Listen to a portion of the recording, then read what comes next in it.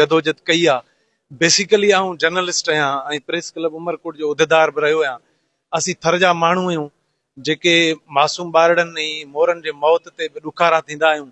सो असां ते जेको सरकार इल्ज़ाम हया आहिनि इहे सभु कूड़ा ऐं बेबुनियाद आहिनि। ऐं ताज़ो वरी हींअर मुंहिंजी नंढड़ी गंगा जेका हॉस्पिटल में दाख़िल हुई उहो लाॾाणो करे वई आहे ऐं हिकिड़े पीउ हुजण जे नाते ॾाढे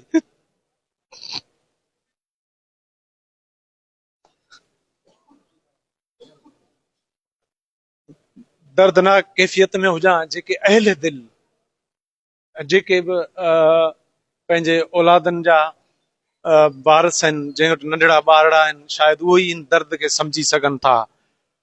छो मुंहिंजी नंढड़ी जे विछोड़े ते जेका बि सिंध मूंखे मूंसां हमदर्दी जो इज़हार कयो आहे, ऐं पंहिंजी नंढड़ी जे विछोड़े ते मूंसां जेके हिन ॾुख में शरीक आहिनि, ऐं समूरी सिंध खां तहज़ियत बि कयां थो।